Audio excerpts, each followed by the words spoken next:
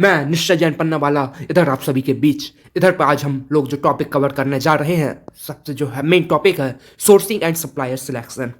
सबसे पहले हम देखेंगे definition, market analysis and supplier research, request for information, request for a proposal and quotation, supplier selection criteria, evaluation short listing of supplier, framework for obtaining and selecting offer for a supply positioning model, supplier relationship management. इसको हम देखने जा रहे हैं, बिना किसी देरी के शुरुआत करते हैं। इधर पे एक छोटी सी डेफिनेशन लिखी है, सोर्सिंग एंड सप्लायर सिलेक्शन। इसको हम लोग एक बार रीड करते हैं। Supplier sourcing and supplier selection are the essential step in the procurement management.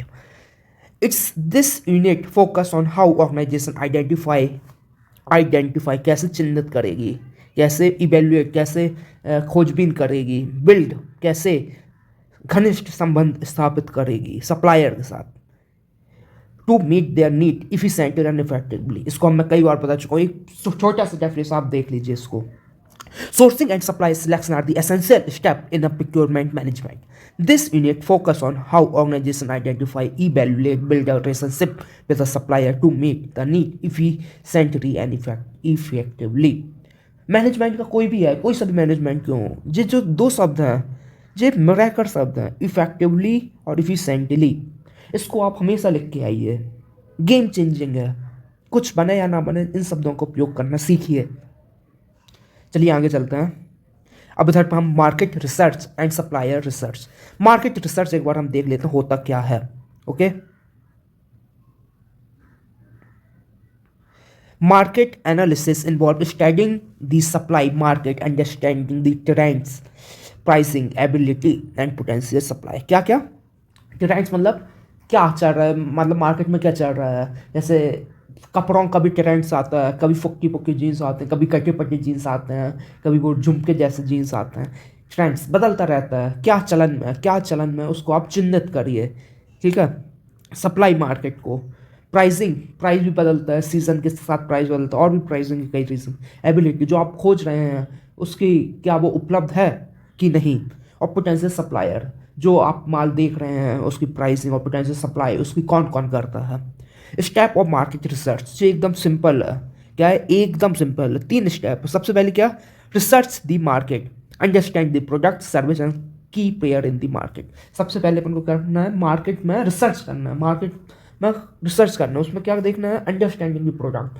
जो प्रोडक्ट है वो भी अलग अलग टाइप के होते हैं, इसको अलग अलग उसके यूजेस होते हैं, अलग अलग रॉ मटेरियल होता है। अच्छे से प्रोडक्ट और सर्विस को अपन जान लें, उसके कौन सा लोग उसको यूज़ करते हैं। लेडीज़ यूज़ करती है, मेल यूज़ करते हैं, या बच्चे यूज़ करते हैं, किस एज के लोग यूज़ करते हैं, और किस रीजन में क्या लोगों की चॉइस होती है।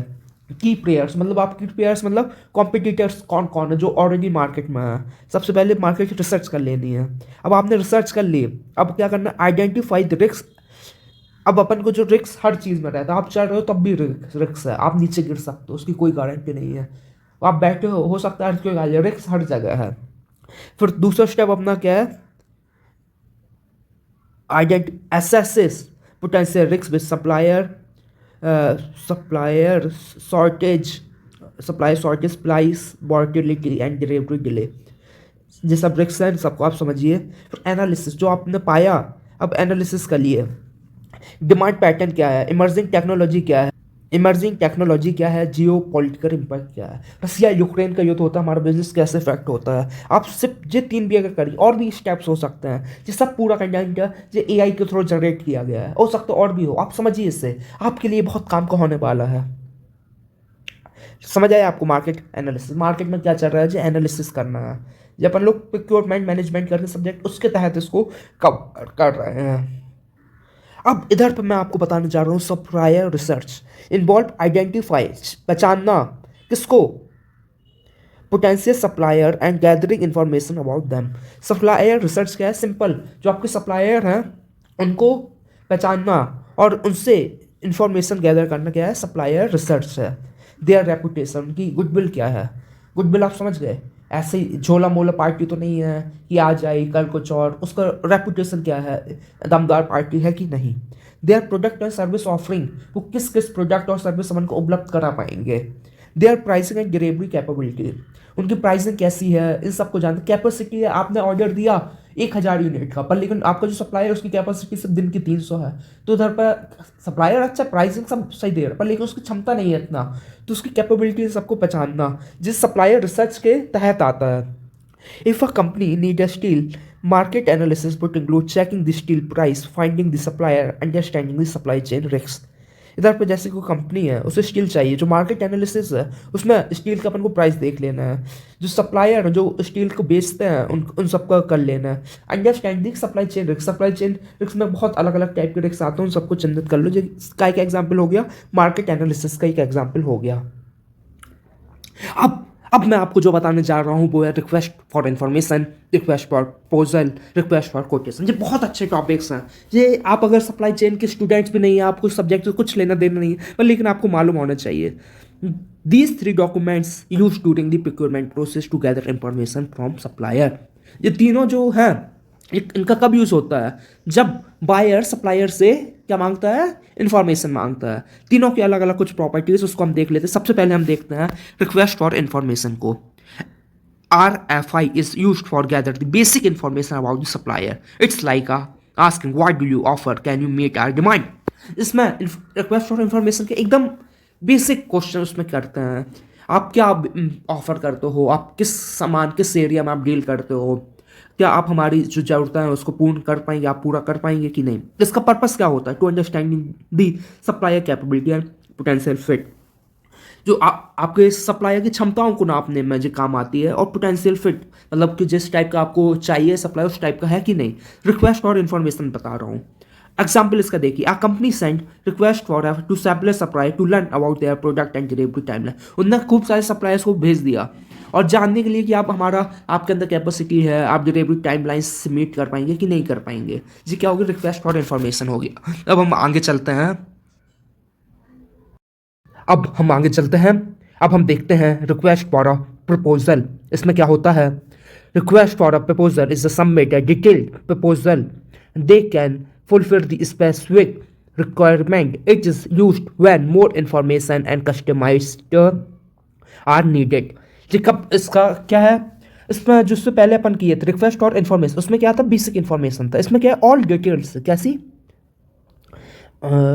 Detailed purpose. ओके, इसमें क्या है, मोर इन्फॉर्मेशन और कस्टमाइज सॉल्यूशन। हम उनसे कहते हैं आप ऐसा मॉडिफिकेशन कर पाओगे कि नहीं कर पाओगे, इस टाइप का होता है। इसका पर्पस क्या होता है, to evaluate supplier strategic cost and timelines. इसको पता करना सप्लायर की क्षमताएं हैं, कॉस्ट, इन सबको। Okay, a company send RFE for designing building a new website. Okay, जैसे कंपनी वेबसाइट के लिए किया। अब इसका रिक्वेस्ट और कोटेशन इसका सिंपल है, हम उनसे प्राइस मांगते हैं, आप किस प्राइस में हमको माल देंगे। अभी मैं कौन सा बता रहा हूँ आप लोगों को, ये बता रहा हूँ। An RFQ asks the supplier to provide a detailed pricing a specific product और service. It's used when the requirement are clear and standardized. इसका पर्पस क्या होता है, to compare the price and select the best offer. Example, a company issue a RFQ for purchasing 100 laptops. Simple है, आपको समझ आया। ये तीनों जो होते हैं, जो आपका बायर रहेगा जिसे माल लेना है वो सप्लायर को भेजेगा।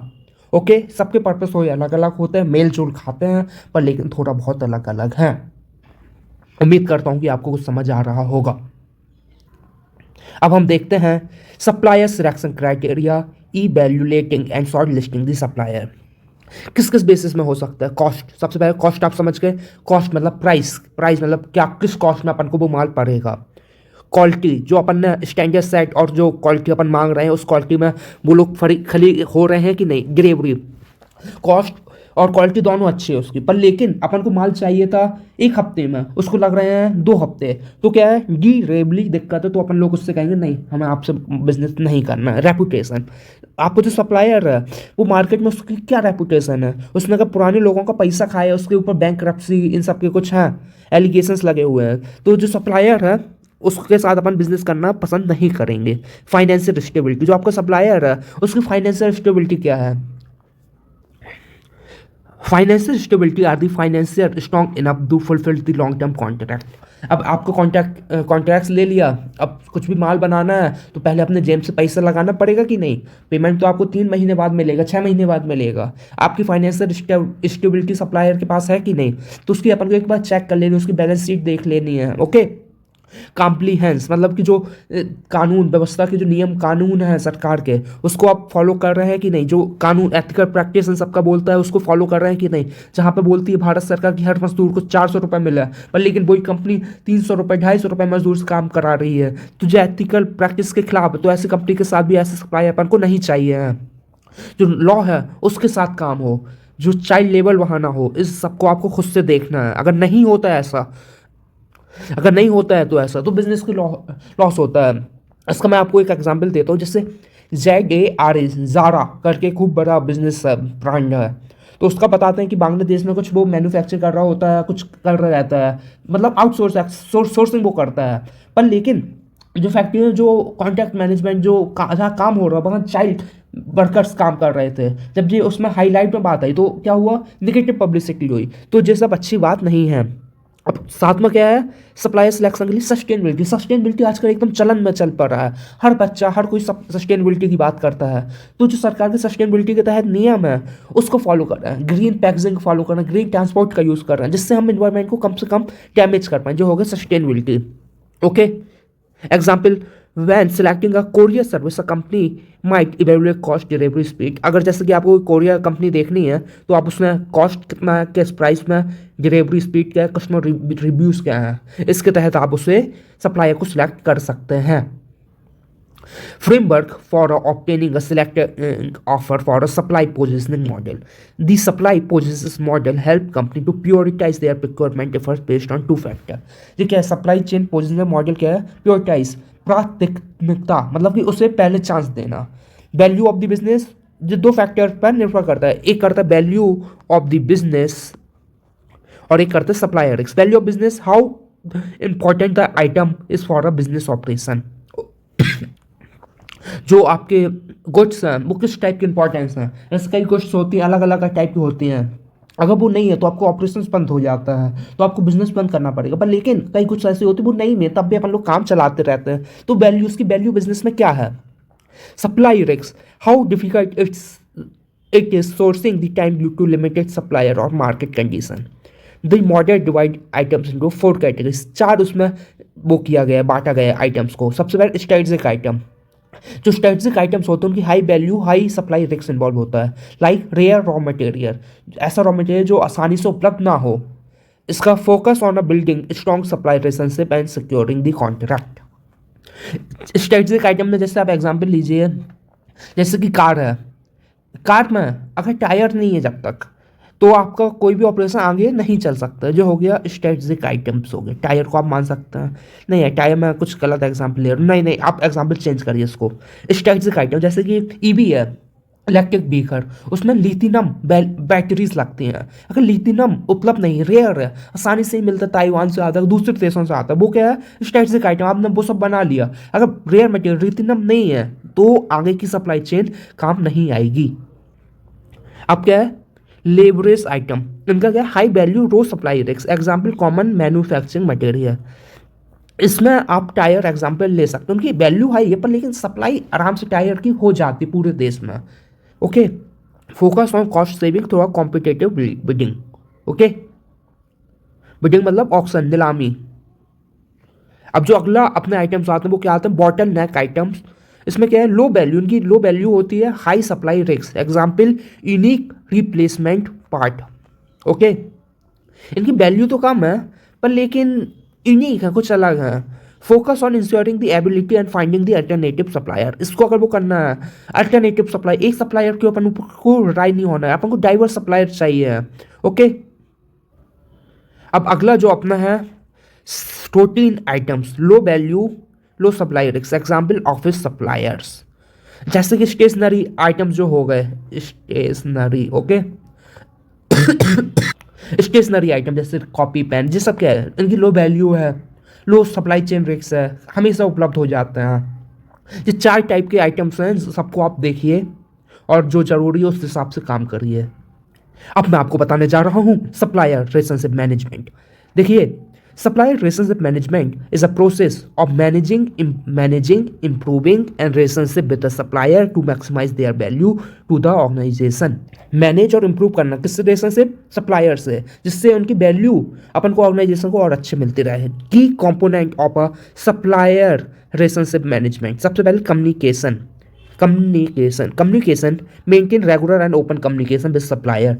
उनसे आप बात करते रहिए. बिजनेस रेट आप उनको बता दीजिए कि ऐसी डिमांड आ रही है. जो क्या कम्युनिकेशन, उनको आप बताइए कि हम आपसे इस टाइप का मटेरियल चाहते हैं, हम चाहते हैं कि आप सस्टेनेबिलिटी के तहत काम कर रहे हैं, आप इस सब में इस टाइप का जो होगा कम्युनिकेशन. ओके, फिर दूसरा स्टेप है performance monitoring. Okay, track supplier performance on matrix like quality and delivery. आप परफॉर्मेंस जो आपके सप्लायर हैं उनके आप मेंटेन करते रहिए कि जैसा अपन माल चाहते हैं उस टाइप से काम हो रहा है, कि वो लोग अपने हिसाब से काम कर रहे हैं.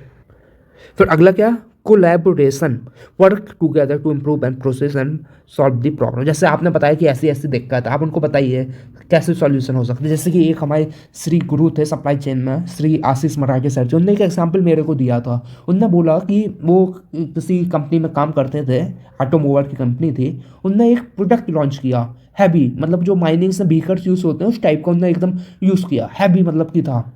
तो उनने जितने भी सप्लायर्स थे जो कुछ थे उन सबको बुलाया, अपना प्रोडक्ट दिखाया, डिस्प्ले किया और सब कुछ अच्छा था. एक जो सप्लायर जो टायर उनको भेजता था, उसने देखा कि आप लोग जे टायर यूज़ करेंगे कि कोई दूसरे टायर यूज़ करेंगे. उन्होंने कहा नहीं हम तो उसी टायर को यूज़ करेंगे.